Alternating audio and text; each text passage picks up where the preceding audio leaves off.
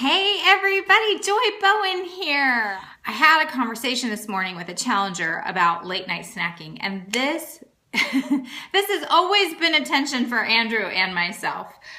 In fact, we have to give our dogs medication now at night, and the only way they take their meds is really with like cheese, you know, the little soft cheese or whatever. And so Andrew also likes to treat them to some cheddar, but I think the real reason why Andrew likes to treat them to cheddar is because he always slices off a little extra for him, and I usually come and steal some. Late night snacking has always been an issue for us. We love the crackers and cheese late at night. And so if that's an issue for you, like comment below, let me know. But I've got 6 tips for you that I shared just this morning with one of our challengers that I really think helps, okay? It's hard to be 100% like on point all the time, but if you can kind of, you know, keep these 6 principles in your back pocket, I think it is definitely going to help with your late night snacking. So some of them are really practical, all right? Number 1, okay? How many of you love to have a nice late glass of wine, or 2, or maybe even 3, like no judging? But I know for myself, after like a really long, hard day, it's very tempting during the weekday to just grab that nightly glass of wine. But that wasn't doing me any favors, because what I realized was when I had that nightly glass of wine, it was like the gateway drug to the pantry. Like all the chips, all the crackers, all the cheese, all the everything that I probably shouldn't have, even on top of the late night glass of wine.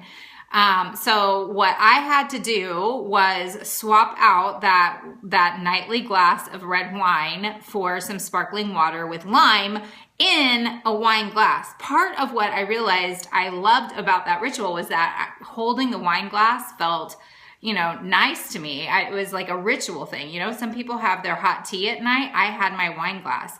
And so I swapped out during the week my wine for sparkling cider with a few wedges of lime squeezed into it. It was wonderful. And that kept me from wanting all the other junky stuff. Hey, Cindy! All the other junky stuff that is in the pantry. So that's tip number 1. Save your wine for the weekend. Enjoy some sparkling water during the week and at night. Tip number 2. I love this, okay? If you are feeling like you need a little sweet treat, like think smarter than what's in your pantry, okay? Think for a smarter option. I now have gotten into this habit, but it's a good habit, of apple cookies. So yeah, late night kicks my rear too, Cindy. So apple cookies are not what you think. Apple cookies is a real whole apple sliced into real thin circles. And then I do a thin layer of natural peanut butter.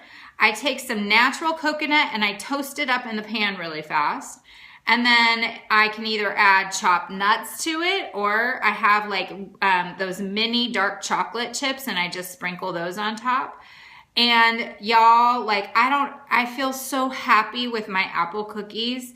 They satisfy so much more than like, you know, the chocolate chip cookie in the pantry would, or the chips and salsa. So apple cookies have become my go-to late night. You know, after dinner, I want a little sweet treat. I'm feeling a little hungry. I will treat myself to apple cookies. And then if, you know, usually my cravings subside and I just feel like I had a lovely treat, but really it was pretty healthy for me. So the other tips that you can try, and I've done this before, if you brush your teeth like right after dinner, you'll maybe be less likely to go reach for the pantry late at night. There's something about chewing a piece of spearmint gum or like brushing your teeth, like you're like, I don't want to eat that, I just brush my teeth. It's just a mental game, but definitely can help resist what's in the pantry. It's kind of gross to have Cheetos after you just brush your teeth with mint toothpaste, right?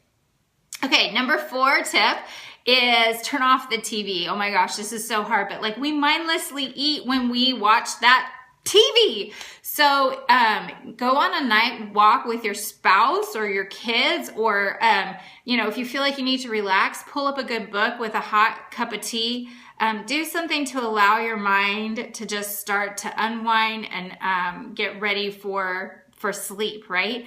So try not to watch TV super late at night. That keeps you up and then gets you snacking.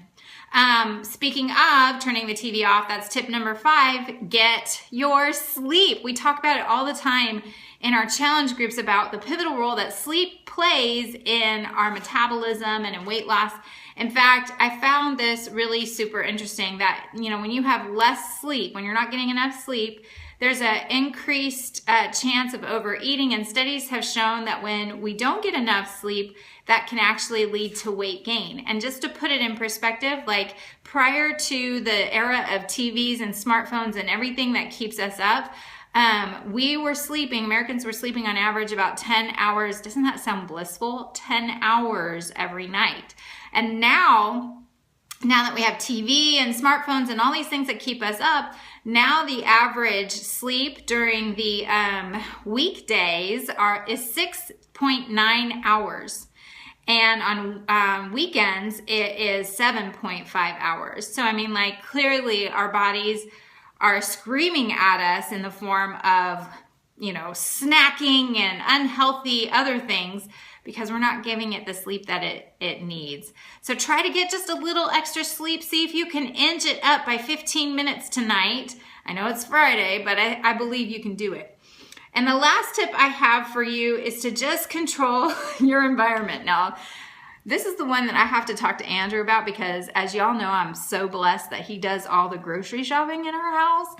It's amazing. Like, the man discovered that he loves couponing and that he creates his plan, puts in his headphones, he goes shopping, he listens to his playlist, and he brings home all the groceries. And I'm like, oh, how did I look out to have a husband like that? But he also loves to go down those center aisles and grabs things like Oreo cookies and all the tortilla chips, which is like hell in a bag to our bodies. And it's all those things that I can't resist, and neither can my teenagers. And so anyway, what I would encourage you to do is to control your environment. Just don't bring it into your house. You can't eat it if it's not there. So if you have planned out your meals and you're treating your snacks like mini meals, then you should have healthy food on hand and make that choice, like the apple cookies, instead of some of those other empty calorie, gonna make you feel really cruddy choices that are in the pantry, right? I've lately found myself, when I walk to the pantry and I open up that door, I'm like, I'm not supposed to pick my, what I need to be eating out of the pantry. I should be opening up at least my refrigerator and grabbing some, carrot sticks or something. No Valentine's candy, people. Yeah, seriously, there are way better presents for Valentine's than candy. Anyway, those are my few tips for you to help you end that late night snacking habit. I hope they help. Comment with your tips below on what has helped you break that late night habit or what you're struggling with, and we can talk about it together, okay? Love you guys. Do not destroy all your hard work this week on Friday night. I know you can stick to the plan. Love you. Bye.